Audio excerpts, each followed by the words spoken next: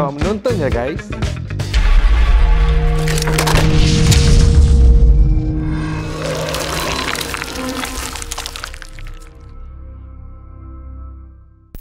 Hai, Assalamualaikum semuanya. Kita jumpa lagi dalam Puaka. Selamat tahun baru. Okey, terima kasihlah bagi korang semua yang sudi sabar menunggu. Diharapkan you all terhibur dengan keempat-empat, tak silap saya, Poker X kan? Tu kita kasih barang free. Okey. Yang sentiasa menunggu, yang rindukan kami, yang rindu nak beri sumbangan, ni dia kat bawah QR code. Okey. Yang nak jadi sponsor, silakan kita buka ruang untuk anda yang jadi beli airtime tu semua. Email kepada susutvc@gmail.com. Dan satu berita yang kita nak bagi tahu you all ialah mengenai Instagram Puaka Official. Nama Puaka Official tu akan ditukarkan kepada Susu TVC. Kenapa? Sebab ada konten baru yang kami muat naikkan kat Instagram tu, iaitu Number One Podcast. Okay? Jadi harap faham ya, Susu TVC. Ingat Susu TVC je. So sekali lagi bagi korang yang nak jadi guest di Puaka, jangan lupa DM ke Susu TVC punya Instagram. Yang nak bercerita tetapi malu nak berdepan kamera ataupun kerana kerja tak membenarkan anda, anda boleh turut serta sebab kita ada satu segmen tu dipanggil One Call One Story. One caller one story. Satu orang telefon bercerita satu cerita je. Senang aja. Pergi ke Instagram Susu TVC, letak nama awak, letak nombor telefon awak, dan kami akan hubungi awak. Bila kita ada recording ni, kita akan hubungi awak boleh cerita. Satu cerita je. Gitu. So, terima kasih kali untuk The Tech Team SG, penaja utama kita, dan terima kasih juga kepada co-sponsor kita, iaitu The Malayan Council, The Counter Clockwise Specialist, dan juga Sri Nail Spa. Okey, dan minggu ini pembukaan acara, kita ada special punya guest. Ramai orang cakap, ni kembar Suzeri. Kembar ke tidak, saya tak tahu. Apa khabar, Saran? Apa khabar, Zazari? Khabar baik. Masya Allah. Baik semua? Alhamdulillah. Dah lama rehat daripada Puaka Ya. Suara dah lain sekarang pasal Selamat datang ke rancangan Puaka tadi. Ya, apa dah. Kita hubungi ke sana. Okey, satu lagi, kalau semua dapat lihat, kenapa dulu tak ada benda Allah ni semua kan? Sebenarnya ramai yang minta pasal nak buat podcast. So sekarang kita tu korang tu feeling podcaster lah. So yang boleh tengok YouTube, silakan YouTube. Yang memandu ke ataupun tengah pancing ke, takkan nak tengok YouTube kan, susah kan? You all boleh terus ke Spotify, boleh cari kita kat situ. Alright. Dan cakap pasal Spotify, podcast ni semua, Sarhan, you ada podcast baru Betul, ada podcast baru. Nama podcast saya Ruqyah dan Mantra. Okay. Semua boleh tengok daripada Spotify dengan YouTube jugalah. So pasal apa konten-konten tu? Konten dia more to educational. Dan juga kita akan panggilkan semua network saya Ruqyah daripada Singapura, Malaysia dan Indonesia. Dan juga kalau ada sedikit kontroversi, yang kita akan panggil menjemput bomo-bomo ataupun dukun-dukun yang untuk ditemu ramah lah. But of course lah kita akan pixelated-kan muka dorang semua. Wah, bukan kaling-kaling kan guys Diam-diam pam. Alah, kecil-kecil je. Kecil, semoga berjaya ya. InsyaAllah, terima kasih. Okey, kita jumpa lagi minggu depan. Okey.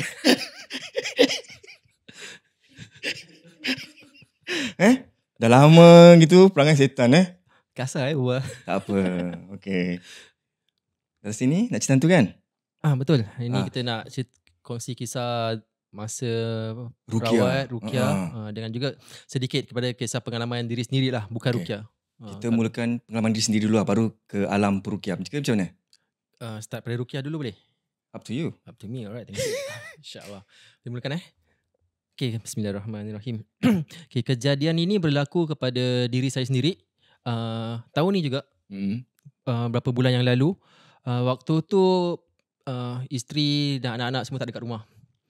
Pagi tu saya ada rawatan Ruqyah dekat salah satu sebuah tempat ni di Singapura. Yang si pesakit ni, ayah dia call saya. Bila dia call saya tu, dia mengatakan yang bahawa satu rumah dia ni kena ganggu dengan satu gangguan ni. Selepas diorang pulang daripada Borobudur.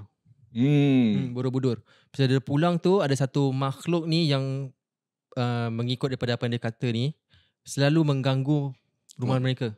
Diorang nampak kelibat seperti makhluk berbulu. Berbulu. dekat rumah mereka ni. Kadang-kadang lari sana, dari sini. Ya, sampai satu kali tu dekat diorang punya katil tu bergoncang. Tu kan bergegar gitu. Kenapa San senyum? Tak apa. Saya tengok awak. Bergegar.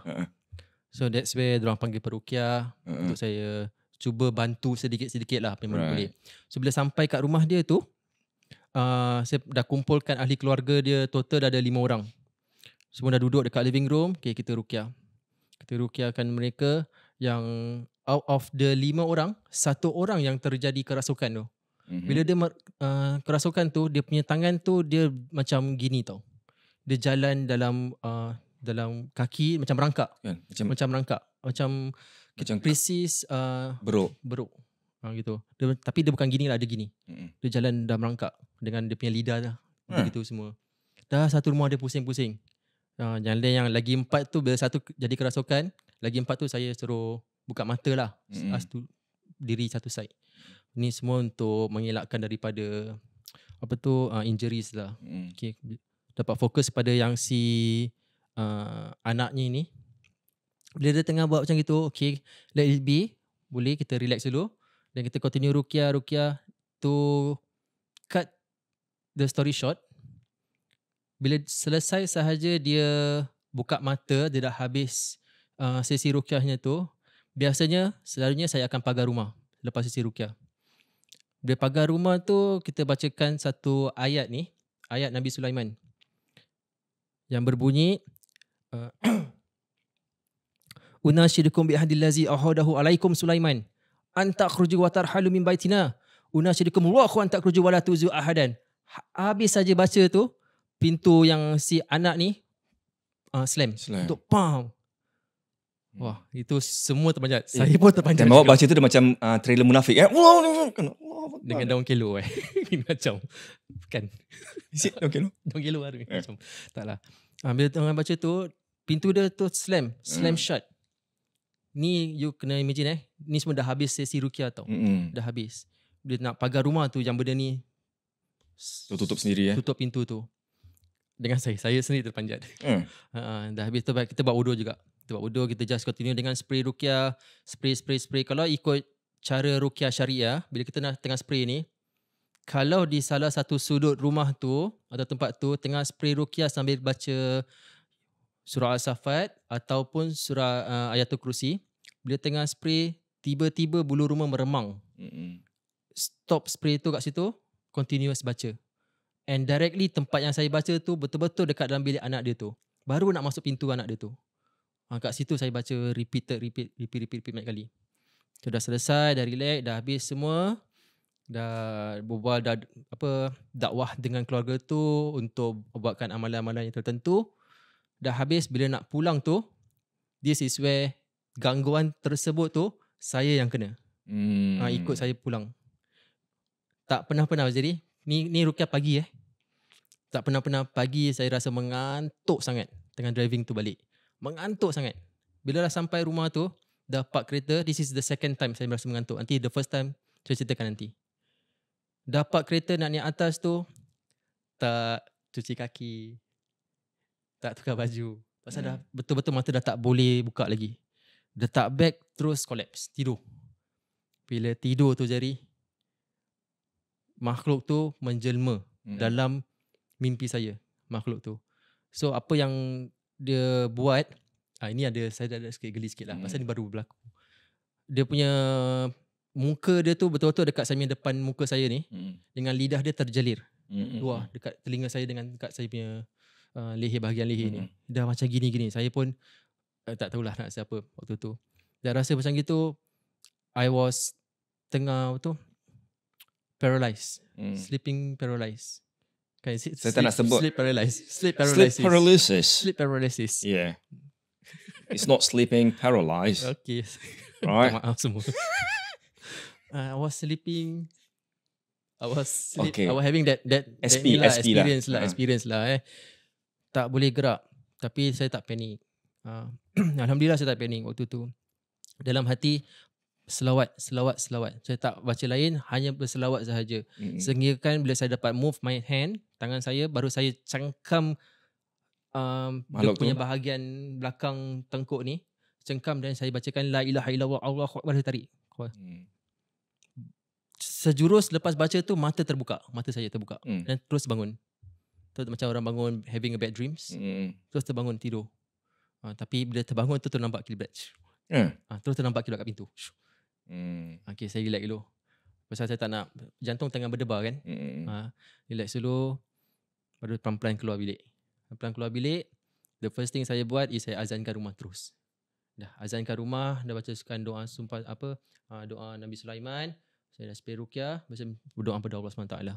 Minta perlindungan. Kalau saya bersyukur alhamdulillah yang Allah tunjukkan kenyataan yang bahawa makhluk yang saya deal with actually exists. Dan dia sedang so-called mengganggu saya lah pada waktu tu. Syukur alhamdulillah. Dan lepas tu baru saya doa pada Allah supaya dijauhkan daripada segala malapetaka, gangguan jin, iblis dan syaitan. InsyaAllah. There is only one episode yang mengganggu. Tadi kan saya cakap saya pernah rasa mengantuk. Few months back, sebelum rawatan yang ni, waktu tu waktu malam, saya seorang driver that saya boleh drive pada waktu malam. Saya tak rasa mengantuk pasal saya punya pekerjaan yang lalu, so I can really drive at night. Tapi selepas rawatan pada malam tu, Masya Allah, mata tak boleh buka langsung. Sehinggakan saya tertidur dekat tengah-tengah expressway. Dekat tengah SLE. Tengah drive, kereta, saya drive pun 20 km per hour. It's very, very slow. Tengah drive, kereta tu berhenti sekejap, saya terlelap mata. Tengah-tengah highway tu? Tengah-tengah highway, betul-betul tengah-tengah highway. Tapi alhamdulillah, Allah selamatkan saya, tak ada kereta pun lalu-lalang kat situ. Dah buka mata, that was about 20 saat, 30 saat. Pelan-pelan lagi, 20 km per hour. Jalan sampai dekat KJE, terlelap lagi. Sampai dekat rumah.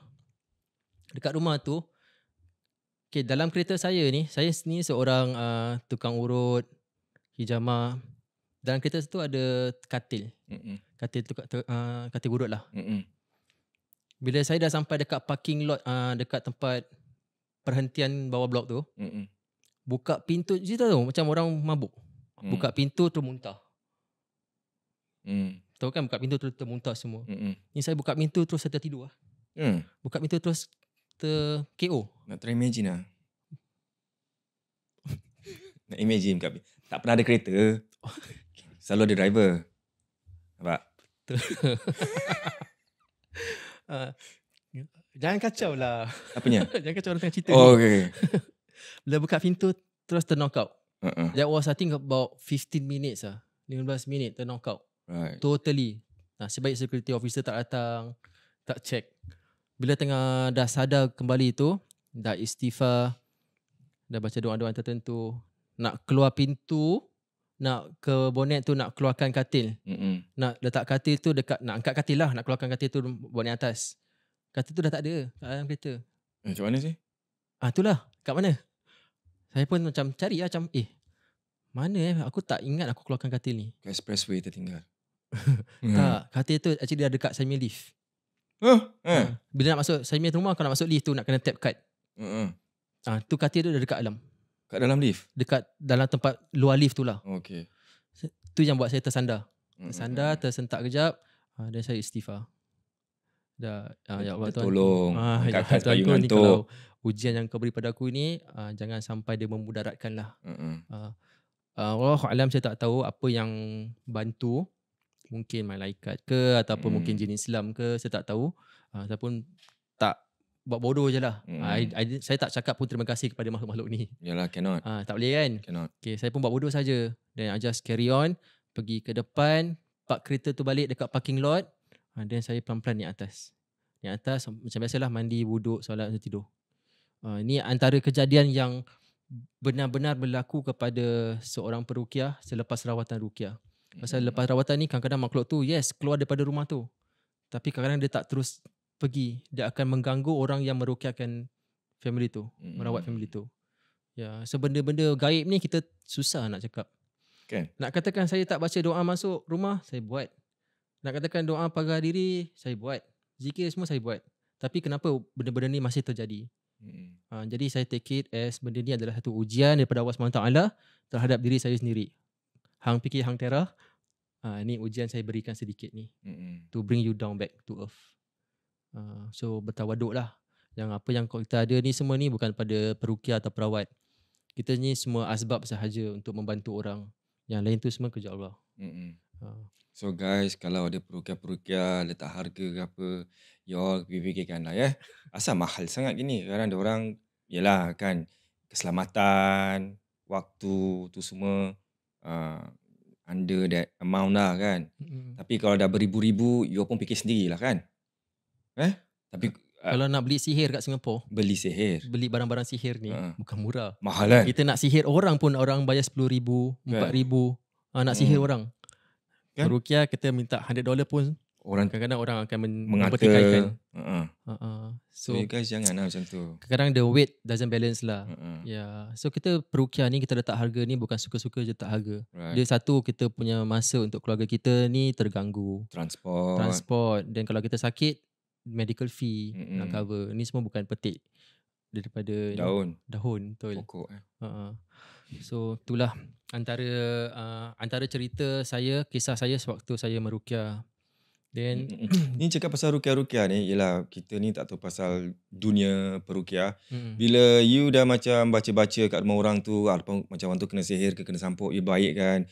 Benda yang mengganggu orang tu ataupun dalam rumah tu, tak ke dia macam terbakar ke apa ke, hilang ke. Kan kita tengok movie macam gitu kan. Terbakar tu hilang. So macam mana? Terbakar mungkin. Kalau vanish thin air tu saya tak kurang pasti. Terbakar mungkin pasal pernah terjadi bila dah habis selesai bau macam bau terbakar. Bau terbakar. Tahu kan bau macam mana tu kan? Tak tahu. Bau terbakar. Bau okay. hangit hangus gitu kan. Bau gitu okey. So macam semua macam orang terasa pelik, tapi sebagai peruqyah ni atau perawat kita tak boleh rasa pelik lah. Ni dengan kuasa Allah kan. Kita pun tak boleh just nak bakar mereka je, makhluk jin ni. Mereka juga adalah makhluk Allah. Kita juga makhluk Allah. So kita ada adab, etika dan cara untuk kita berdepan dengan makhluk-makhluk ni. Bukan setakat masuk rumah orang tu, terus kita nak ada istilah pancung jin. Pernah dengar pancung jin? Terus nak bakar jin. Ni bukan ruqyah syariah. Yang selubung tu. Ada yang nak pancung ni semua. It doesn't work that way lah. Kita ni nak kena ada adab bila berdepan dengan makhluk-makhluk ni. Pasal dakwah tu bukan hanya kepada manusia, tapi kita berdakwah juga kepada kaum jin. Kalau kita masukkan orang Islam, alhamdulillah kita dapat pahala kan. So kerja peruqyah ni bukan setakat nak tembak je. Kadang-kadang pun kita nak kena defense. Apa pendapat, sorry sebelum masuk ke cerita lain apa pendapat Sarhan sebagai seorang peruqyah di atas kepada video-video yang perubak-perubak lain macam pakai pistol, pakai machine gun semua. Contohnya kelakar lah. Memang kelakar. Tak nafikan memang kelakar. Tetapi itu adalah ilmu orang tu sendiri yang kita tak boleh mempertikaikan pasal kita tak belajar ilmu dia. Memang cara dia kelakar. Mungkin bukan cara okey lah, ini bukan cara ruqyah syariah lah. Tapi cara lain. Ada orang cakap cara orang-orang dulu, orang-orang lama. Tapi cara mereka ni kalaupun mujarab, biarkan saja. Kita cuma berdoa saja. Kan? We cannot, takkan kita nak macam tu cara dia lah kan. Itu memang cara dia lah. Cara kita. Ada macam tunjuk gitu kan. Betul. Kita why must kita nak bermusuh-musuhan, mengata-ngatakan dengan orang punya ilmu kan. Jangan merendahkan orang dah tak baik. Jaga hati.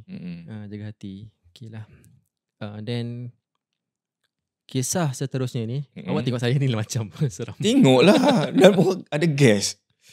Okay. Kisah seterusnya adalah kisah pesakit tu sendirilah. Saya ceritakan sedikit. Bila ini terjadi tahun lepas. Waktu tu ni keluarga ni, yang panggil saya ni seorang perempuan. Umur muda, dalam 20-an tahun. Dia panggil saya, dia cakap dia nak ruqyah. Tapi bila saya tanya dia kenapa nak ruqyah, dia tak nak jawab apa. Dia kata awak datang rumah saya dululah, nanti baru kita cerita. Okey lah, tak apa. Bila saya datang tu, dah sampai dekat rumah dia tu, keluarga dia semua memang ada dekat rumah.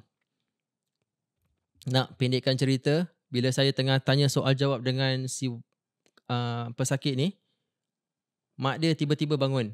Ya Ustaz, kita pelihara polong 2. Lama. Saya macam, dah kenapa? Dengan bangganya. Dengan bangga dia. Okay, saya pun cakap dengan yang pesakit ni dah macam dah muka dia dah worry lah. Dia dah macam alamak. Okay, tak apa. Saya cakap dengan makcik tu nanti cik duduk dulu, nanti saya tanya makcik lah, kita berbual. Okay, tak apa. Bila saya tengah berbual dengan si adik ni, tengah berbual, tiba-tiba ada 2 orang keluar daripada bilik tidur kat belakang. Ada 2 orang keluar. Bila diorang jalan dengan cara macam ni tahu zombie tak? Zombie. Zomba ke zombie? Zombie. Zomba ni zombie pisang. Zombie. Dia jalan pelan-pelan. Zombie yang pelan-pelan ke? Ada yang kalau zombie Jepun laju. Resident Evil pun laju. Okay, tapi ni dia jalan pelan-pelan lah. Dia jalan pelan-pelan. Stone gitu sampai dekat dia punya dining table. Dining chair tu terus dia panjat lah Zari. Dia panjat, dia diri dekat kerusi tu. Bukan kat kerusi, duduk tempat dia punya ni. Okay. Sandar dia diri. Lepas tu dia cangkung kat situ. Dua adik-beradik ni lah. Sama satu kerusi lah. Satu kerusi. Saya banyak astagfirullahalazim. Kalau betul-betul kita diri tu dah terbalik kerusi tu kan. Betul-betul tak masuk akal lah. Nak diri tu kita nak balance. Tak ada orang yang boleh diri macam gitu. Sebenarnya astagfirullahalazim. Saya cakap dengan saya cakap dengan benda tu sendirilah. Bukan niat aku untuk bermusuhan dengan kalian semua. Aku kat sini hanya untuk bantu pesakit aku. Bukan niat aku nak bermusuhan dengan kalian semua. Kalian boleh pergi dan jangan mengganggu aku dulu. Okay, lepas tu dia buat bodoh je. Dia masih cangkung kat situ dengan dia punya satu ngilai. Macam gitu je. Okay, dah that part dia, si yang adik ni dah macam dah gelisah dah. Pesakit ni dah gelisah. Kenapa pesakit ni panggil untuk meruqyah? Kerana keluarga dia tu pelihara hantu, polong. Keluarga dia. Tetapi yang si adik ni, dia tak nak ikut apa yang keluarga dia buat. Dia nak get away from dia punya keluarga, tapi dia takut yang dalam badan dia tu ada makhluk-makhluk yang mungkin ibu bapa dia dah tanamkan. Dia takut. Jadi itu sebab tu dia panggil peruqyah untuk meruqyahkan diri dia. Tapi yang masalah dia tu, bila kita merawat dia tu dalam rumah tu. Yang dalam rumah tu memang penuh dengan dia punya tangkal-tangkal dia, keris-keris dia semua dah. Keris ni tak bersalah tapi keris tu bila dia buat pujaan dia tu, memuja, tu dah lain. Ya, that is why kenapa yang si adik ni nak kita rawat dia. So bila tengah rawat ni, ada dia punya dia punya side effect dia sikit bila dengan rawat adik ni. Tapi tak jadi satu benda yang teruk lah. Pasal adik ni masih mengamalkan solat 5 waktu. Dia masih mengamalkan zikir-zikir yang tertentu. Dia masih baca Al-Quran, masih pergi ke majlis-majlis ilmu. Tapi of course kalau budak-budak ni kan dia takut. Untuk saya ni bukan cerita seram. Untuk saya ni sedih. Sedih sekali. Sampai sekarang adik ni rasa macam terperangkap. Duduk dalam rumah tu Dalam rumah tu. Kesian dia. Tapi apa yang I advise dia tu, seburuk-buruk ibu dan ayah awak ni, dia tetap ibu dan ayah awak. So jangan menderhaka, hormat, tapi awak buat bab akidah awak. Teruskan dengan amalan awak, solat jaga, wuduk jaga. So bila mak dia cakap kita pelihara 2 polong, lepas tu awak dah ruqyah? Tu belum ruqyah, tu questions dengan adik ni. Lepas dia cakap itu baru ruqyah kan? Lepas dia cakap itu baru yang si adik tu dengan abang yang 2 beradik tu keluar bilik. So bila ruqyah tu yang the parents macam tak ada macam kau datang sini? Tak. Diorang tak. Diorang dah expect. Pasal adik ni dah bilang. Diorang dah expect yang saya datang rumah tu. Selalunya kalau orang pelihara something, ada orang baik datang dah akan macam tak. Mungkin yang dia agitated tu, bila dia bangun terus dia bilang saya, Ustaz, kita pelihara polong 2. Kenapa? Saya tak tanya pun kenapa. Ni benda ni pada penonton, benda ni terjadi dekat Singapura, benda yang nyata. Ni bukan benda yang yang main-main ataupun terjadi kat luar negeri. Ni kat Singapura sendiri. Di zaman teknologi yang moden ni masih terjadi benda-benda gini. So kalau siapa tahu kenapa orang pelihara polong, sila komen kat bawah. You know why kenapa orang pelihara polong? I tak tahu kenapa dia pelihara polong ni semua. Maybe nak jaga family ke apa, I don't know lah. Kalau siapa yang nak share story yang pelihara polong, nak share story kat sini, sila DM. Sila Datang letak sini, lepas tu komen. bercerita, kenapa saya pelihara polong sebab saya gini. Datang cerita kat sini puaka. Kita pun nak tahu juga. Bukan nak bermusuhan. Tak kisahlah polong ke apa kan, you just datang sini lah, DM call puaka kan, datang sini cerita. Kalau you tak datang sini, you pergi datang kat situ. Yang Rukia mantra tu. Selit Tolak sana. Pergi. Tolak sana. Gitu. Boleh insyaAllah. Tu baru tahu, tak tahu. Tak tahu. I pun tak ambil, actually I tak ambil kisah pun apa gunanya polong ni. Tapi I ada tanya Ustaz I. Ustaz I kenapa dia ada orang pelihara polong ni. Antaranya sebab is untuk lariskan dia punya perniagaan. Masa diorang ada kedai, satu kedai, tak nak cakap kat ni ada satu kedai ni memang jual makanan. It's quite a big company in Singapore. Wallahualam lah, mungkinlah kerana pelarisnya lah so kita pun tak nak kalau orang tu tak nak ruqyah, kita pun tak boleh paksa dia. Correct. Kita buat bodoh dengan dia, just concentrate dengan pesakit saya. Kesian dia. Kesian. Nak pergi toilet Okay, hati-hati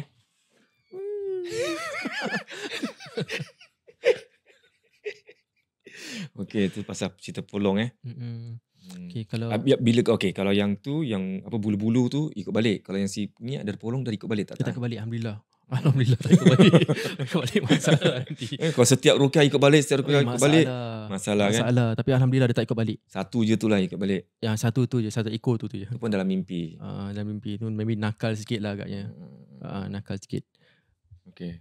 Alhamdulillah lah. Cerita seterusnya. Baik, cerita seterusnya ni dia bukan kisah seram, tapi dia mungkin boleh menjadikan satu ikhtibar kepada para penonton untuk jangan belajar ilmu yang menyimpang. Dahulunya saya seorang pesilat. Masih lagi seorang pesilat, alhamdulillah. Dalam dunia persilatan ni kita ada 4 aspek. Satu olahraga, kesenian, bela diri. Dengan satu saya lupa.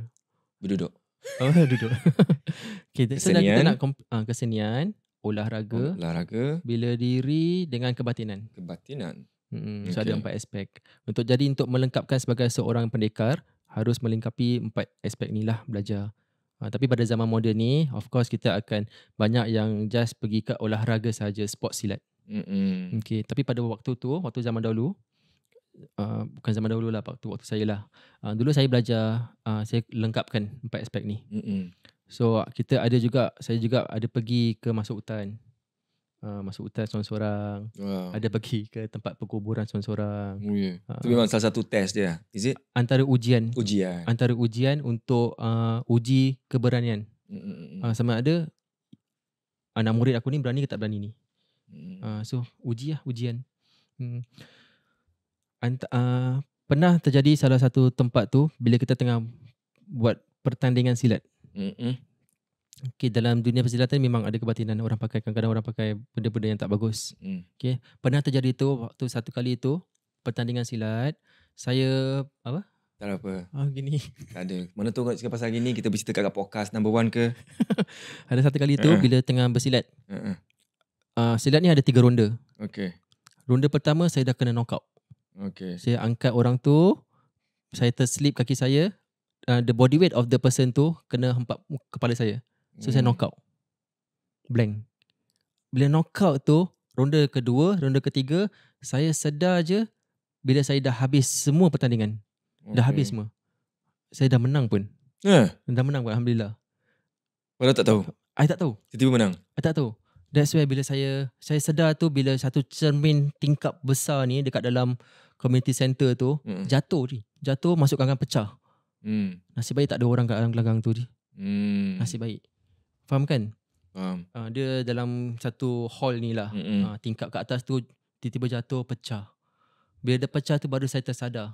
Bila tersadar tu baru saya dah habis, dah menang dah. So waktu saya tak sadar tu, saya juga tanya pada kawan saya, sahabat saya, apa yang saya lakukan. So dia kata saya jalan sana, jalan sini, lepas tu saya duduk one corner, saya tak cakap apa-apa pun. Orang tegur pun saya diam. Then diorang tak berani nak nak tanya banyak lah pasal saya Diorang rasa ni bukan diri saya lah. Mm-mm. Saya alam bisawab, saya pun tak tahu. Nak kata pendamping, saya tak ada pendamping. Nak kata apa-apa, saya tak ada ilmu apa-apa, bukan-bukan. Tapi saya pun buat bodoh sajalah. Mm-mm. Tapi pada waktu juga ada satu orang ni, dia pakai hitam tau. Mm-mm. Belangkon hitam, betul kan belangkon? Belangkon hitam, baju hitam, seluar hitam. Dia just jalan pass by the gelanggang pertandingan tu. Mm-mm. Terus dia pusing, terus dia hilang. Macam gitu saja dia hilang. Wallahualam bisawab. Saya tak tahu apa tu benda. Saya ada jugalah tanya orang, dia kata mungkin ni pendamping kau agaknya. Saya pun tak tahu saya ada pendamping tak ada. Ni waktu dululah, waktu belajar ilmu silat dulu. Tapi alhamdulillah lepas saya berhijrah, saya dah buangkan semua apa-apa ilmu yang saya belajar tu, semua saya dah buang. So bila saya berhijrah tu, saya dah dekatkan diri dengan Al-Quran, ni pun atas nasihat satu orang ni lah, satu hamba Allah, satu ustaz ni, alhamdulillah, masya-Allah. Terima kasih banyak pada ustaz ni juga yang bawa saya, yang tarik saya pergi ke tempat kenalkan dengan ruqyah syariah. Dia kata yang ini semua kau tolak tepi, aku nak ajar kau ini yang kau ambil ni akan membantu kau dunia akhirat. That's why saya belajar ruqyah. Bila dah belajar tu, alhamdulillah jadi saya rasa lagi tenang lah. Lagi tenang, lagi banyak membantu diri saya dalam my spirituality and my physical. Kadang-kadang dah tak payah nak fikirkan pasal benda-benda yang bukan-bukan lagi. Tapi saya masih praktis silat. Masih training lah, self training. Cuma dah tak, orang kata cuci lah. Yang apa-apa dalam in depth tak ada lagi. In depth tak ada lagi. Mungkin But yes, saya tak nafikan, kita pun nak kena fikir kenapa hang tu lah pakai Datuk Mak Kilau ni semua. Mungkin mereka ada ilmu mereka sendiri. So saya tak boleh pangkah dalam dunia persilatan ni. Cuma ni cara masing-masing sahaja untuk bawa diri mereka. Ya. Okay, hang kebun pun. Kebun. Okay, itu cerita persilatan, dunia persilatan, experience. Apa kata kalau kita try to call pendengar kita ni, dia nak share cerita. Okay.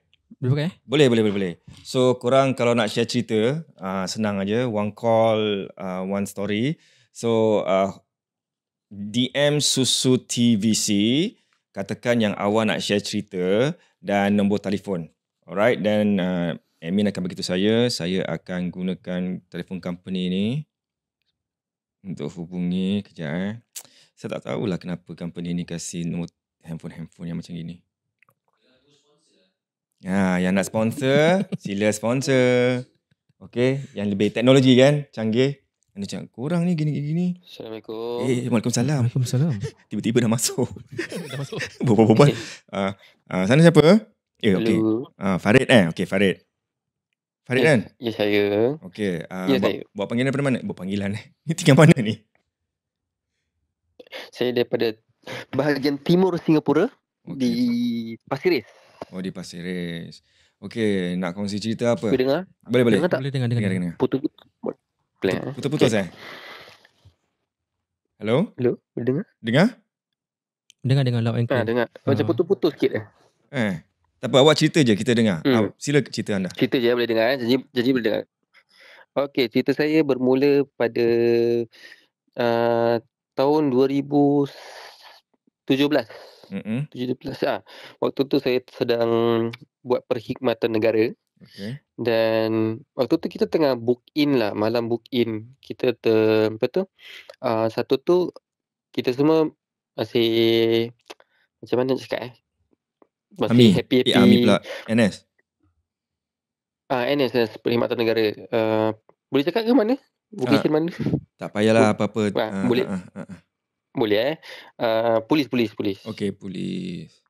Siapa yang tahu kat mana tu tahulah ya. Waktu tu kita tengah booking lah. So kita semua tengah macam kongsi-kongsi cerita apa yang kita buat pada hari Minggu. Tiba-tiba tengah kongsi-kongsi cerita tu, tiba-tiba bahagian waktu tu jam 8 ke 9 malam gitu. Tiba-tiba kita punya tingkat level kita tu blackout. Tapi tempat-tempat lain tak blackout. Cuma tingkat kita tu blackout. Tingkat 2. Tu yang kita pun macam kita tak fikir apa-apa lah, mungkin power trip ke apa gitulah. Terus kita pun sambung macam biasa dalam masa 15 minit. Terus apa tu, power back on lah. So, kita pun macam okey, mungkin memang power trip lah. Lepas tu malam tu kita semua nak tidur dalam pukul lepas apa tu, water parade lah. Dalam pukul 10 gitu, 10.30. Kita semua dah nak tidur. Semua dah atas katil, lights out gitu. Dalam pukul 11 terdengar macam ada benda gerak dekat locker kawan saya. Lepas tu bunyi dia macam orang nak buka locker lah. Macam bunyi metalik gitu. Macam ketek-ketek gitu kat apa tu, cupboard dia. Lepas tu kita pun macam okeylah. Tu saya seorang dengar. Tengok saya pusing toleh ke arah kawan saya tu, tak nampak dia gerak pun. Tak ada orang yang tengah gerak buka locker ke apa, tak ada. Tu yang saya pun macam okeylah, mungkin perasaan saya ataupun khayal sendirilah. Lepas tu sambung tidur balik. Dalam masa pukul waktu tu malam tu memang susah nak tidur. Dalam pukul 12 malam, saya tidur sebelah bahagian tingkap. So daripada tingkat 2 tu saya boleh dengar macam bunyi katak ke apa. Pukul 12 tu saya dengar macam bunyi harimau garau macam boleh dengar sound effect, boleh dengar. Dengar. Macam gitu. Itu anak harimau. Macam dia cute sikit lah. So bunyi harimau macam, saya pun macam mana sini ada harimau. Mungkin macam pelik lah bunyi harimau kat tengah training camp kat situ. Terus itu yang saya macam okeylah, brush it off lah, macam tak fikir apa-apa lagi. Terus cuba lagi tidur. Waktu tu macam, tapi rasa tak sedap. Macam rasa panas gitu malam tu. Itu yang saya macam okey, tak tidur, pejamkan mata, mungkin macam just selawat-selawat sikit. Terus tiba-tiba bila tengah selawat tu, terbangun balik. Dah tertidur, terus terbangun balik dalam pukul 3 pagi. 3 pagi tu rasa terbangun dia sebab katil tergerak macam apa tu? Macam tengah orang tolak-tolak katil, macam swing lah. Macam swing bahasa Melayu apa macam Katil swing. duduk dalam buaian gitu. Katil swing. Menghayun lah. Macam hayun lah. Macam hayun lah. Tapi katil besi. So macam pelik lah, kenapa macam katil ni boleh gerak gitu kan. So macam fikir tu part dah rasa tak sedap lah. Tu macam dalam hati azan. Tu dalam hati azan tu, alhamdulillah reda sikit. Tapi yang peliknya, esok pagi yang my friend ni, bunkmate ni selalu dia selalu memang bangun siang. Tapi lepas malam tu dia macam bangun selalu paling last. Dia bangun last lah. Saya pun kejut dia. Dia macam nak, bila terjaga, dia nak macam nak tumbuk saya. Bila nak tumbuk tu, saya tanya, kau okey tak? Dia cakap, tak, aku fikir masih belum bangun. Sebab aku fikir macam aku masih dalam tidur. Aku fikir that time dalam tidur tu, aku dah 7 kali aku bangun tapi tak bangun-bangun. Bila kau kejut baru aku terbangun. Bila dia terbangun tu, dia terus capai buku. Dia cuba baca. Dia cakap kalau dia boleh baca, kirakan dia dah betul-betul bangun lah. Kan orang cakap kalau masih dalam mimpi, tak boleh baca ayat penuh gitu. So dia pun macam cubalah. Dan memang betul dia dah bangun. So kira esok pagi tu, semua orang macam tanya, semalam korang boleh tidur tak? Kira macam malam tu kan, semua macam-macam orang semua macam kena kacau lain-lain. Satu macam kena inception, kira tidur dalam mimpi. Lagi satu kena macam suruh orang kejut teman pergi toilet. Ada lagi satu macam kena dengan nampak benda kat atas locker. So macam malam tu semua orang kena kacau. Except for satu orang. Satu orang ni dia kira macam yang kita dalam bang tu kita panggil dia paling warak lah. Dia kira macam sebelum setiap kali lepas maghrib, kira apa tu, waktu macam apa tu, kira break tengah break dia akan baca Quran ke apa, dah terkatil dia baca. So bagi dia macam, so dia seorang je tak kena kacau. Yang lain semua macam ada, even yang kawan-kawan yang Cina pun kena kacau. Kawan Cina yang kena rasa macam orang kejut dia untuk suruh minta teman pergi toilet. Itulah cerita saya. So macam waktu tu kira malam tu semua orang kena kacau except for one person lah. Itu cerita saya. Tak tahu seram ke tak seram lah. Ya seram lah kan macam gini kan. Ya. Okey, terima kasih Farid. Tapi apa? Kira macam gitulah, macam semua orang kena kacau, satu orang je yang tak kena kacau. Tu pun pasal dia mungkin dia jaga solat amalan dia kan gitu. Okey, faham. Okey, so orang you baca apa azan dalam hati? Bila tengah katil bergoyang tu, terus azan dalam hati. Tak kuat-kuat lah. Nanti satu bang tu nanti terbangun kan. Okay. At least ingat juga daripada takut, oh my god, what is this?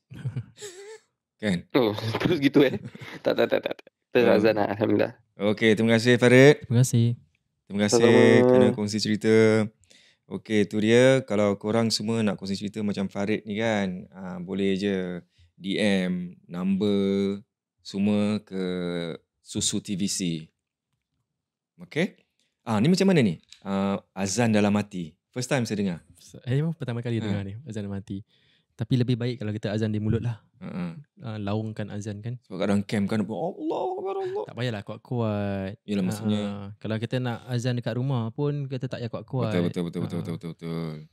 So cakap pasal yang dia cakap semua satu orang dia tak kena, itu mungkin membuka mata untuk semua orang lah. Mungkin dia tidur, baca doa dan sebagainya. Dia jaga ibadah dia. Betul. Jadi dia terhindar daripada gangguan macam tu. Allah jaga dia kan. Kalau dia rapatkan diri dengan Allah SWT, baca Quran, ataupun dia doa sebelum tidur, dia jaga, ataupun dia jaga wuduk dia sebelum tidur mungkin.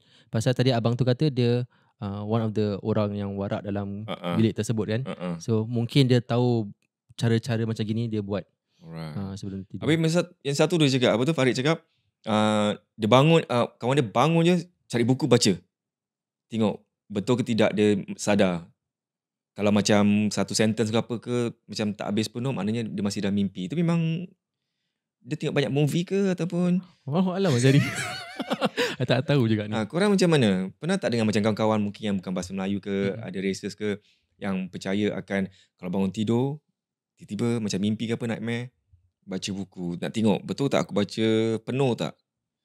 First time dengar gini. Kalau dia punya word jumble up kan, tu mimpi lah, masih dalam mimpi lah. Macam masih mimpi. Okay, apa-apa pun itu je lah. Ada tak nasihat siapa? Ya, tapi bagus lah Syahbaz untuk sahabat dia tu yang orang kata tak kena gangguan tu. Bagus lah, Alhamdulillah. Maybe kita boleh ambilkan iktibar dalam apa yang dikisahkan daripada panggilan tadi tu. Dapatkan diri dengan Allah SWT. Walau awak dekat mana pun, awak tengah tempat tu so-called banyak gangguan ke, apa ke, nothing boleh beats bila kita dekat dengan Allah SWT. Betul. Allah jaga kita. So yang nak masuk NS tu ke, minggu depan ke masuk NS tu pun, bukan hati-hati, persiapkan diri. Siapkan diri. Yeah. Okay, kita go to style lah puaka dah ada phone call sekarang Alhamdulillah. Masya Allah. Humble lah. Bagus, satu pembaruan. Sebab kadang ada orang apa tahu, dia nak share tapi dia malu. Habis DM cakap pula, admin cakap dia DM panjang. So bila kita pergi discuss, why not yang malu tu boleh call. Tak nampak muka apa. Bagus juga. Nama pun boleh tukar. Kan? So ada pula yang kerja. Kerja macam government ke apa, tak boleh ke. Kan? Keluar social media. Ada orang boleh share gitu. So nanti penonton tahulah nombor mana nak call kan? Kita tak ada caller, tak ada nombor spesifik. Cuma siapa yang tadi saya cakap tu kan, siapa nak share, DM kat Susu TVC punya Instagram, letak nama awak dan nombor telefon awak dan kita akan telefon. Kita akan hubungi awak lah, insyaAllah. Bagus. Itu. Apa wow.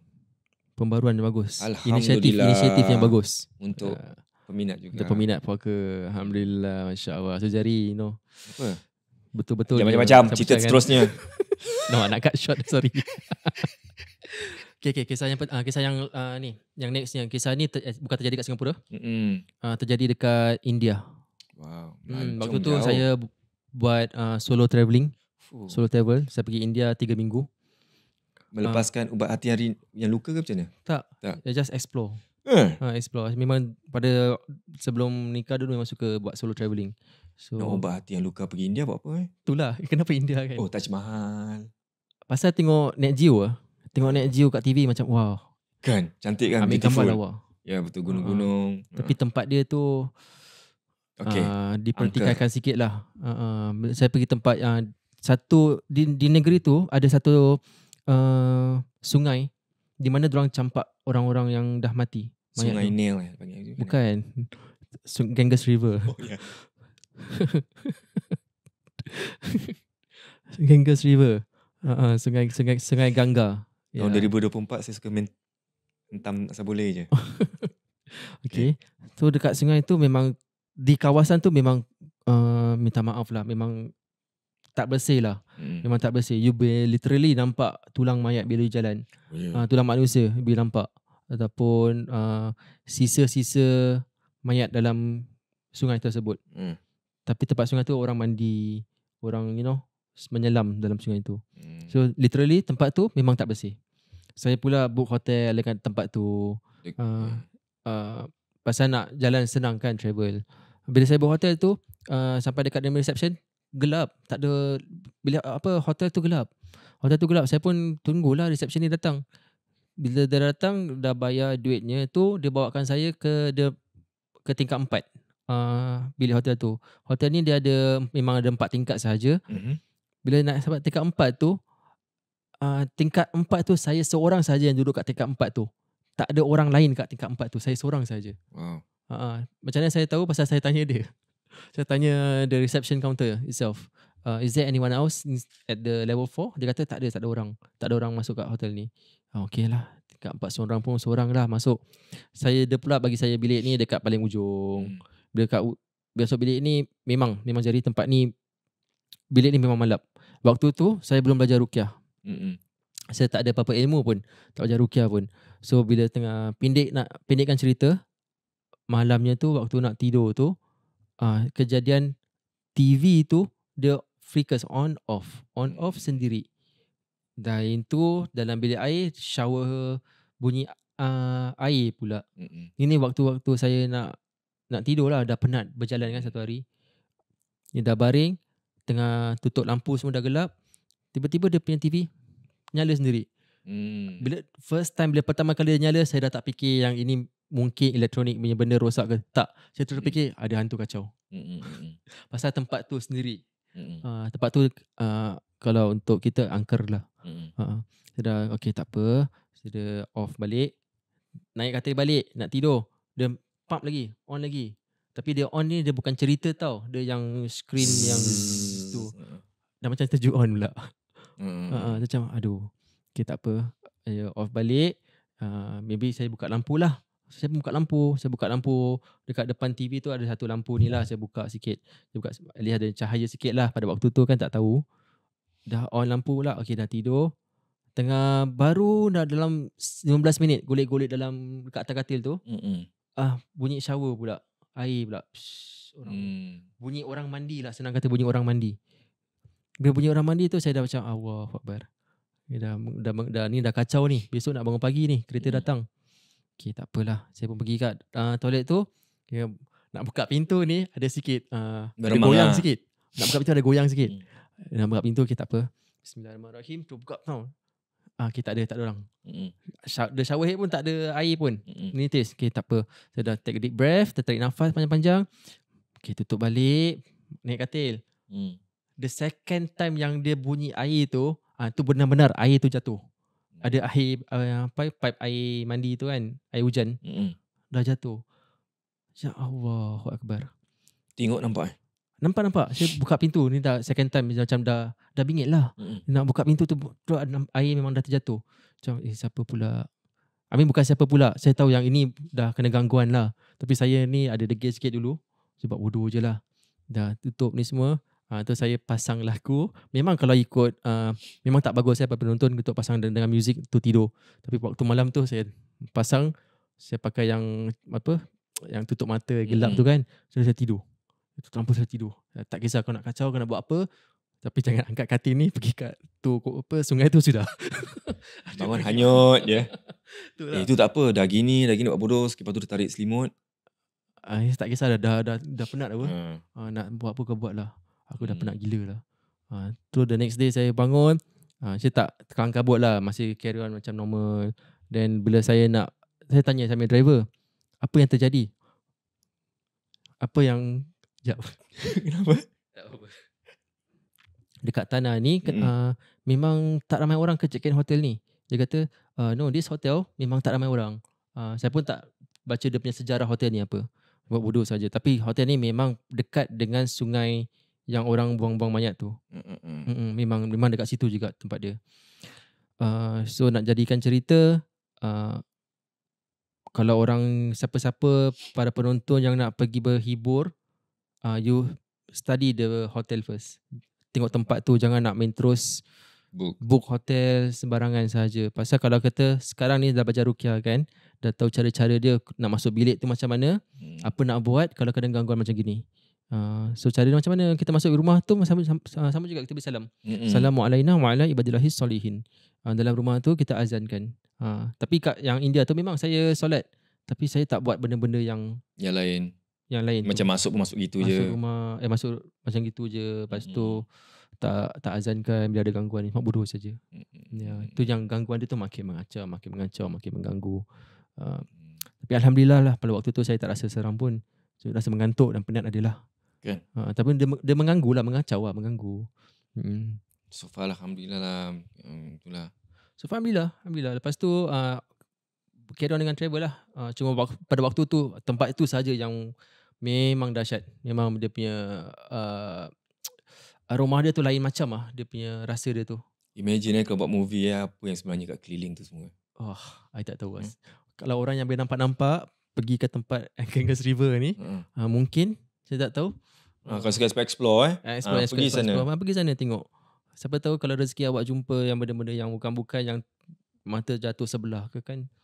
Tak tahu. Kita pun tak tahu macam mana terjadi ni semua. Alright. Ya, alhamdulillah. So daripada India kita ke mana lagi? Dan itu one off time dia kat India yang mengganggu. Ya, lepas tu nak ke mana negeri mana pula sekarang? Balik Singapura boleh. Balik Singapura. Singapura. Kita balik Singapura. Okay, sedia maklum saya ni seorang peruqyah lah Kak. Saya seorang peruqyah sambilan. Tapi dalam satu bulan tu memang at least ada dalam 20 rawatan. So dalam 20 rawatan tu mesti ada yang kita boleh ingat kisah-kisah yang terjadi kepada pesakit kita ni. Antaranya adalah bila satu keluarga ni yang baik ni, masya-Allah, dia ayahnya ni adalah seorang minta maaf ini bukan nak mengecilkan orang. Ayahnya ni adalah seorang ustaz. Dia adalah seorang ustaz. Boleh tak? Boleh. Okay, ayah ni ada seorang ustaz. Boleh. Teruskan. Ayah ni adalah seorang ustaz. Bila dia seorang ustaz, anak dia ni dia terkena gangguan. Bila dia kena gangguan, lepas tu dia call kita. Kita datang rumah dia. Kita datang rumah dia, actually segan juga nak ruqyahkan anak dia pasal status ayahnya, ibu dia dan juga yang pesakit tu sendiri. Pesakit ni adalah seorang asatizah yang bukan calang-calang ni asatizah di luar negeri, tetapi dia kena gangguan kerasukan. Bila dah diruqyahkan, macam tadi saya cakap, segan nak ruqyah dia. Tapi kita carry on juga. Bila dah ruqyahkan dia berkomunikasi dengan makhluk jin yang mengganggu dia tu.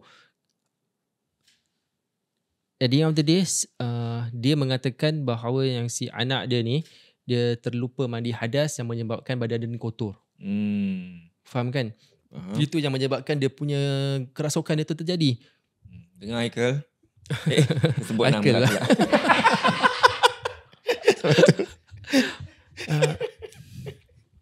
Dia terlupa mandi hadas. Simple as that. Lupa mandi hadas boleh jadi kerasukan. Tapi dalam segi dakwah, sebenarnya saya memang segan malu nak dakwah dengan keluarga ni. Betul. Tapi saya cuma ingatkan mereka saja, mungkin kalau kita ni ilmu agama kita ni mungkin kita terlepas pandang, kita dah tinggi sangat.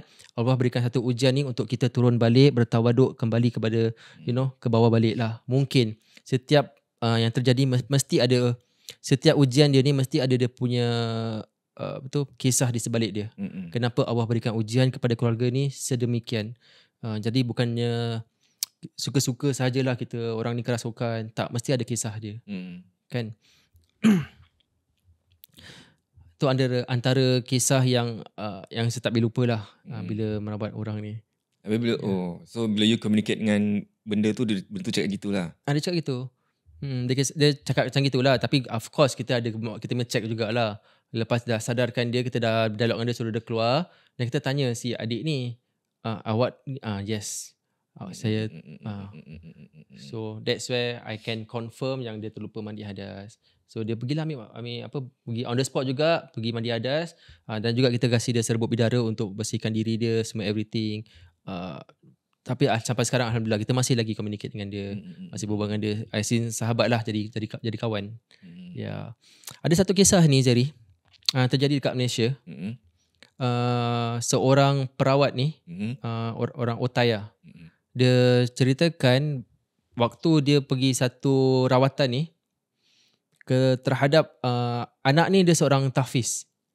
Tahfiz ni dia kira macam sekolah agama lah. You stay there, you have to hafal Al-Quran. Betul. So anak ni dia umur belasan tahun, dia dah hafal 25 juzuk. Tapi bila sampai 25 juzuk ni, dia tak boleh carry on lagi 5. Kenapa ya? Dia asyik, bila nak baca dia termuntah. Dia nak baca dia termuntah. Dia tak termuntah, dia kena rasuk. Tapi dia rasuk tu bukan yang bangsa yang cakap bukan-bukan lah. Dia cuma macam fidgetry Tahu macam gitu kan. Macam gitu saja. Sampai sehingga kan ayah dan ibu dia pun dah tak boleh buat apa-apa lagi. Dia panggil yang si ustaz ni datang. So ustaz ni buatlah double check dengan keluarga ni. Amalan-amalan mereka semua macam mana, everything semua macam mana. Semua cantik semua. Tapi yang ada beberapa perkara yang berlaku pada keluarga tu. Satu, anak tu dah tak boleh complete 30 juzuk. Lagi 5 juzuk tu dia sangka lah stop. Lepas tu duit sering kehilangan kat dalam rumah. Dan juga ada tempat yang menyala api, macam api tiba-tiba muncul dekat sini. Something like that yang terjadi dekat keluarga tu. Dia pun panggil perawat ustaz ni. Bila ustaz ni datang, dia tengah dah rawat dengan adik ni yang pesakit tu. So jin tu kata, aku tak nak dia habiskan 30 juzuk. Keluarga ni baik-baik, tapi aku tak nak dia habiskan 30 juzuk. Sebab tu aku mengganggu dia dan tak kasih dia complete lagi 5. Habiskan lagi 5. Sampai macam gitu sekali ujian yang adik ni kena hadapi. Tapi adik ni baik. Dia baik, orang dia Masya Allah. Sampai begitu sekali lah gangguan-gangguan jin ni. So dapat habiskan? Dah sekarang dah lah. Dah rawat kan, dah habis semua. Alhamdulillah. Jadi gangguan jin ni sebenarnya pelbagai. Tak boleh masuk akal. Kita nak cakap, nak cerita kepada orang pun takut jadi orang tu tak percaya. Nanti diperkotak-katikkan cerita kita, dipermainkan. So saya kadang-kadang pun tak suka share around dengan cerita-cerita gini. Pasal tak masuk akal. Apa benda-benda terjadi dengan benda gaib ni, tak akan masuk akalnya. Tapi kita sebagai orang Islam nak kena beriman dengan benda-benda yang gaib ni. Sepanjang ruqyah ni kan, ada tak yang macam satu insiden yang macam mengganggu jiwa, mengganggu akal, mengganggulah minda? Mengganggu minda. Mengganggu gila gitu. Ada. Ada satu kisah ni, saya rawat daripada pagi sampai ke malam. Satu orang? Daripada pagi tu. Okay. Ni hari Jumaat. Saya belum start lagi cerita. Hari Jumaat. Saya rawat datang pukul 9.30. Saya rawat sampai pukul 12.30. Saya stop. Pasal hari Jumaat. Saya stop. Yang waktu yang ruqyah tu, yes, terjadi, memang dah kerasukan dah. Dia punya mata dah pusing-pusing. Dia punya bibir dah macam tak tahu apa mentera yang dia bacakan. Komat kamit lah. Dah komat kamit. Dah tengok saya dah komat kamit. Sampaikan saya dah penat. Okay, saya sedahkan dia dulu. Saya relax dulu. Dah relax. Lepas tu saya pergi solat Jumaat. Saya take a break afternoon. Saya patah balik dalam pukul lepas maghrib. Lepas maghrib saya patah balik dengan sahabat saya lihat tu. Bila dah sampai dekat rumah tu, kita carry on dengan kita punya rawatan. Yang kita pasti yang kita nak tolong keluarga ni. Kakak ni lah. Kakak ni. Seriously pada waktu tu saya dah buntu akal. Dia dah tak tahu apa nak buat lagi dah. Dah nak kata pagar rumah dah buat. Nak baca surah ni dah buat. Dah baca surah ruqyah ni dah buat. Semua dah buat. Tapi mungkin, of course, saya ni bukannya pandai sangat lah. Mungkin ada benda-benda yang saya tak buat. Tapi dalam apa yang pengetahuan saya ni, saya dah buat. So I take a step back. Me and my partner, kita take a step back. Kita fikirkan balik. Mungkin ada antara rawatan kita ni ada salah silap. Mungkin, kita tak tahu. Okay, tak apa. Kita step back. Kakak tu pun dah relax balik. Dah minum air semua. Okay, kakak nak go buat lagi tak? Kalau boleh buat lagi, kita buat lagi tak? Dia kata, okay, dek boleh. One more time kita buat. Okay. Bila nak buat one more time, the last straw ni. Tengah rawat very last benda ni. Nak keluarkan dia ni. Bila nak keluarkan dia ni, diri saya sendiri muntah darah. Oh ya. On the spot depan pesakit tu. On the spot. Pesakit ni dah muntah, saya muntah darah. Dia muntah, saya muntah darah, saya collapse. Tapi mujur, alhamdulillah pada waktu tu ada sahabat saya. Pada waktu tu, alhamdulillah, saya tak boleh imagine kalau saya pergi seorang. Ini ada sikit bahaya lah. I cannot imagine myself. Bila saya dah knock out kat situ, knock out pun tak lama sangat lah, for a few minutes saja. Sahabat saya ni masih carry on dengan dia punya rawatan. Pasal saya tak nak dia potong dia punya apa yang dia tengah baca tu, dan tolong saya jangan carry on dengan pesakit tu sampai dia okey. Tapi saya alhamdulillah pada waktu tu pun saya dapat bangun. Dengan kuasa Allah saya dapat bangun. Saya dapat bersihkan muka saya balik, dapat ambil wuduk, dapat carry on lagi. Bila carry on lagi tu alhamdulillah. Ya, ni kuasa Allah. Kakak ni terus dah boleh lafaz ayat-ayat Allah. Dah boleh lafaz. Before that langsung tak boleh. Keras, dia lidah keras. Dia cuma asyik gitu saja. So ni kuasa Allah. Allah bantu. Yang muntah darah banyak? Betul je lah. Berketul. Macam ketulan Macam tu, tapi tu saya pergi check lah dengan doktor. Alhamdulillah tak apa-apa lah. Alhamdulillah tak apa-apa. So ni kita that's why peruqyah ni dia bukan setakat belajar ruqyah lepas tu keluar merawat. Tak. Dia nak kena ada certain kind of standard untuk jadi seorang perawat ni lah. Dia tak semudahnya you pergi kursus, besoknya dia pergi merawat. Tak. Tapi pernah tak ada orang buat dah pergi kursus tu pergi merawat? In today context saya kurang pasti, tapi saya ada kenal jugalah orang yang dengar pernah buat macam itu. Antaranya saya lah diri dulu ruqyah orang dah belajar, go je, try. Try lah, kalau dah belajar mesti try apa terjadi pun lillah ta'ala, go je. First time ruqyah, ceritakan first time ruqyah orang. Alamak, ni kisah tak boleh ingat sini. First time kan? Tak boleh ingat, kisah dah lama. Tak boleh ingat. Tak boleh ingat. Itulah guys, sebab tu kadang-kadang kita tengok agak-agak lah kalau macam kita back to harga tu kan. Ni risiko yang mereka lalui, risikonya tinggi. Kadang-kadang tak berbaloi juga kan. Risiko maksudnya sebagai seorang peruqyah. Dengan harga gitu pun tak seimbang kadang-kadang. Tak seimbang, betul. Ada transportation, bla betul, kadang-kadang ni makhluk ni jadi dia tak ganggu kita je. Dia ganggu anak dan isteri kita. Tu yang jadi masalah. Ada tu. family kena kacau. Saya rasa isteri saya pernah kena ganggu kat rumah. Kan? Isteri saya pernah kena ganggu kat rumah, think dengar minta validation. Dengan suara anak-anak kita dekat dalam bilik tu. Padahal anak-anak dah kat sekolah dah. I think my wife, isteri saya dekat balcony tengah jemuran dan dengar anak-anak kecil ketawa-ketawa dalam bilik. Cakap pasal gitu, mungkin ada orang yang penonton ni tengah cakap, kau peruqyah pun kena gini-gini, tak ke pagar rumah sendiri? Kalau gitu apa nak jawab? Kita pagar memang pagar, tapi pagar ni is not foolproof. Pagar rumah tak akan foolproof. Tak akan. Kita buat rawatan servis pagar rumah is to start off the engine. Supaya penduduk rumah tu tahu apa nak buat bila masalah yang mengganggu dalam rumah tu. Betul. Nothing is foolproof. Kalau Allah nak uji, Allah uji. Betul. So like I said lah, pagar rumah ni nak kena sentiasa buat. Ada suruh buat hari-hari. Kalau betul-betul case you kena rasuk apa-apa semua kan, kena gangguan, you kena buat hari-hari. Dia tak kisah. Tak kisah. Ada whether you kena gangguan ataupun tak ada gangguan. Kena buat lah. Normal. Pagar rumah normal. Hari-hari you azankan rumah. Betul. Hari-hari azan kat rumah tu tak payah kuat-kuat. Laung kuat-kuat tak payah. You azankan rumah bila suara you, let's say subuh. Sebelum solat subuh saya azan rumah. Tapi suara saya azan tu orang lain tak dengar. Saya tak dengar, anak-anak pun tak dengar. Saya tak kuat-kuat sangat. Chill je lah. Chill je. So sama juga dengan spray ruqyah. All this kind of thing nak kena buat selalu. Sendiri kan, baca sendiri. You boleh beli off the shelf, boleh. Tapi dengan you beli off the shelf tu, you tambahlah dengan bacaan-bacaan you sendiri. Jangan you beli off the shelf tu, you pakai untuk 2 tahun, 3 tahun tanpa bacaan apa-apa lagi dalam air tu. Kalau nak mantapkan lagi air ruqyah tu, you buka, you dah beli, you buka, you bacakan lagi. Betul. You bacakan, you simpan. Kalau saya lepas solat, nak solat tu kan, kalau saya nak ruqyahkan barang-barang untuk buat rawatan lah, saya akan siapkan barang-barang ni tepi sejadah.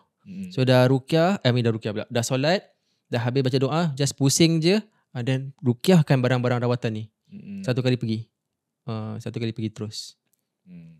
So yang kat rumah tu, kalau rumah tak ada apa-apa, boleh hari-hari spray buat air sendiri dan ruqyahkan rumah sendiri tu kan. Boleh buat sendiri, Menurut insyaAllah. menurut orang pula, kalau macam ada yang sakit tu, ada yang sakit lah kalau sakit tu, siang dan malam kena spray. Yelah, tiap hari gitu. Lepas tu terus bila dah okey-okey, seminggu sekali ataupun 2 minggu sekali, dan slowly macam maintenance lah. Tapi harus diingatkan yang kalau you pindah rumah tu, dah diazankan, dah dipagarkan ke apa tu semua, dah that's it, akan lock segala-galanya. Actually bukan. Sebab previously kita kat puaka extra pun kita dah cakap, dah terangkan tak akan one time lifetime gitu. Dia kena buat selalu. Macam kita kemas rumah. Macam gitulah. Betul. Dia bukan satu kali buat. Nanti ada orang sekarang bila for example dia beli rumah baru, satu kali dia azan. Nanti the next 10 years bila ada gangguan, kita datang, kita tanya, bila kali terakhir awak azankan rumah? Bila baru masuk rumah? Bila tu? 10 tahun yang lalu. 10 years ago. Macam, okay. That's where kita sebagai peruqyah ni kita dakwah. Sebenarnya nak azankan rumah ni bukan satu kali je azan. Nanti nak kena bilang dia lah bila nak kena azan, apa nak kena buat.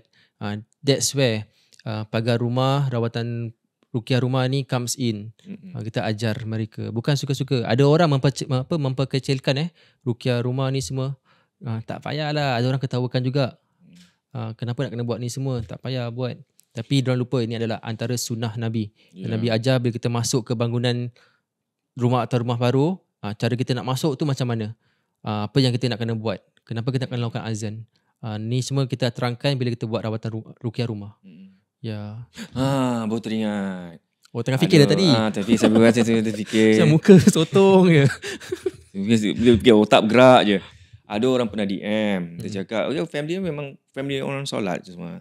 Tapi sikit hari tu ada kegangguan, mungkin rumah baru mereka apa-apa tu semua kan. Terus panggil lah peruqyah datang. Bila peruqyah datang pula, siap ruqyah semua. Dah ruqyah tu semua. Tapi few days lepas tu, fridge, peti ais tu, terbuka sendiri. Tu apa kisah? Hantu lapar.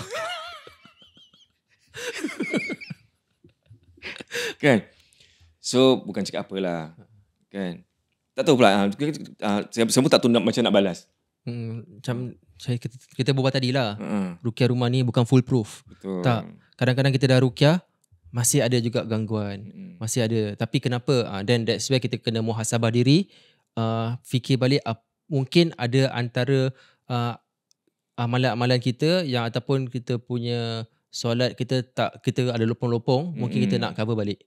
Mungkin ada benda-benda yang kita terlupa nak buat ni. That's where gangguan ni ada. Kalau minta maaf minta maaf saya mencela. Gunakan ayat saya ya. Bukan mencela. Jangan mencela nama saya. Okay, mencela. Okay. Apa nak cakap tadi? Astagfirullahalazim, minta maaf. Pasal ruqyah pasal ini jangan salahkan orang. Apa? Alamak. Okay, selawat. Okay, awak selawat saya cakap Okay, teruskan. Sebab tu apa-apa pun kalau you panggil peruqyah, kalau rumah you apa-apa masih terjadi lagi, you jangan salahkan peruqyah. Tu satu. Dah panggil buat apa peruqyah, sama je. Popular tak popular, tetap sama. Kan gitu kan? Jangan salahkan peruqyah. Dan kalau peruqyah pun jangan salahkan keluarga sesiapa. Korang kena gini-gini, korang kena gitu-gitu. Padahal orang tu dah memang. Tapi ini ialah dengan kuasa Tuhan kan. Saya dah ingat apa nak cakap ni. Yeah, that's why saya cakap, ya Allah, ingatkanlah Sarhan. Saya nak cakap. Jadi saya tak banyak cakap. Apa nak cakap ni, bila kita buat ruqyah rumah ni, dia tak semestinya kalau kita orang tu datang ruqyah rumah, tapi penduduk rumah tu dia tak solat. Dia tak berzakat, tak keluarkan zakat. So gangguan ni ada. Gangguan ni mengganggu keluarga tu. Ruqyah rumah ni kosong. Tak jadi apa-apa pun. Dia setakat kita spray, kita baca yes, tapi dia tak menolong. Dia tak membantu. So kita kena work hand in hand. Penduduk rumah tu dengan para peruqyah kita kena work hand in hand. Kita nothing works kalau Allah tak izinkan. Nothing works. Yeah. So mungkin yang perukia tu kena ikhlas. Dan you pun kena ikhlas. Yang perukia tu nak bantu you all. Jangan 50-50. Selalu gitu kan. Kalau saya nak merawat awak pun kena ikhlas. Yang saya akan jadi awak punya perukia. Betul. Bawakan saya ke satu kisah ni. Okay. Kisah saya ni last ni lah ceritakan. Boleh last. Ada time kan? Boleh Tak ada. Last lah. Tak ada time last. Okay, satu kisah ni. Ni bila ni bukan nak menuduh apa-apa. Tapi kisah ni untuk saya dia bukan saya sakit hati lah. Tapi dia mencabar. Okay, mencabar. Mencabar tu bukan makhluk jin saja, tetapi orang yang mencabar. Sampai kat rumah orang tu kita dah tengah rukiahkan. Antara rawatan tu bila saya tengah baca surah Al-Ikhlas. Kenapa ketawa? Senyum. Kan sedekah. Masya Allah. Saya bacakan surah Al-Ikhlas berulang kali. Okay, berulang kali. Pakcik tu ini je kata baca. Wah, saya pun okay, saya buat wudu dulu. Cik, nanti saya come back to you lah. Saya bawa wudu. Saya tahu kalau saya layan dia makin ganggu. Makin menjadi nanti makcik ni. Okay, lepas tu saya baca Al-Falaq, Anas pula. Kau tu baca ni je. Perukia apa kau ni? Wah, saya macam tarik nafas dulu. Ni kalau saya cakap ni jadi gaduh ni pakcik ni. Pasal kita perukia pun kita bukan malaikat. Kita pun ada kita punya perasaan kan. Okay, relax dulu. Pakcik tahu tak kisah macam mana surah Al-Falaq dan Anas ni diturunkan, diwahyukan? Macam mana tahu tak? Lepas tu saya dah ceritakan dia. Lepas tu dia baru dia macam dia keluar lagi isap rokok. Pasal lah tu. Cakap apa-apa pun.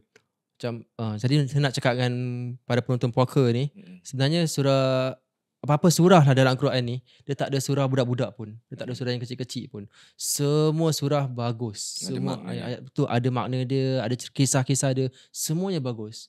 You boleh buat rawatan ruqyah. Walaupun kadang-kadang ada orang bacakan surah At-Tin. Kenapa baca surah tu dekat demi makanan tu? Ada kisah-kisah dia kenapa. So tak ada satu surah pun yang surah budak-budak lah. Tak ada. Dia nampak simple sebenarnya. Tapi contoh pakcik tu yang cakap gitu, itu aja kau tahu baca. Itu kau baca.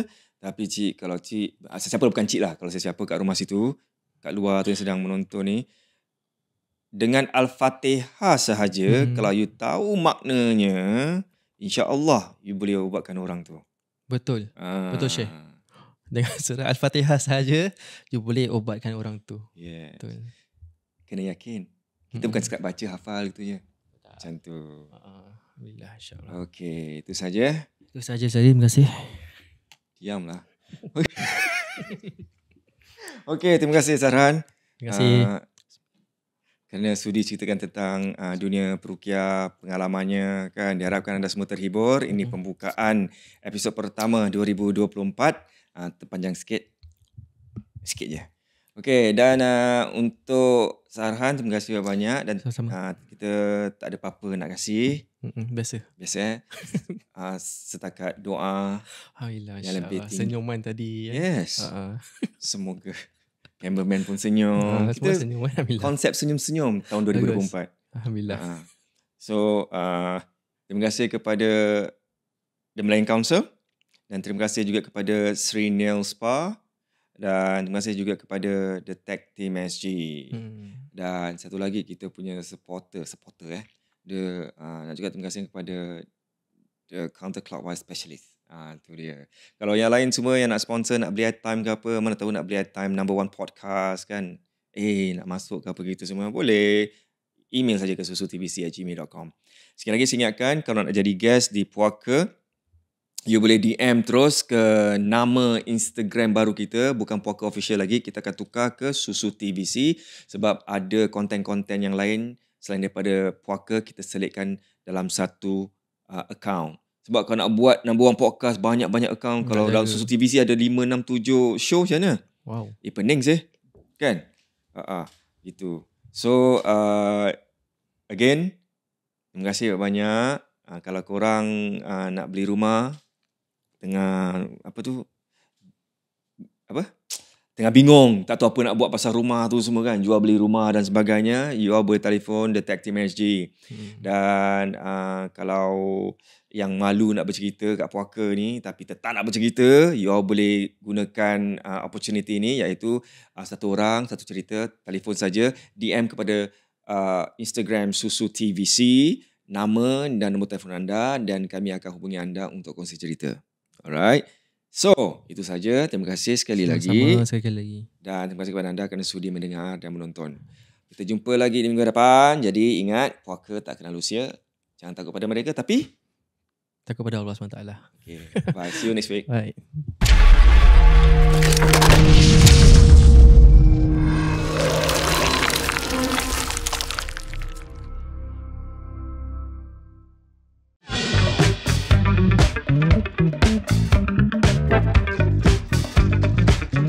See you next week, ya guys.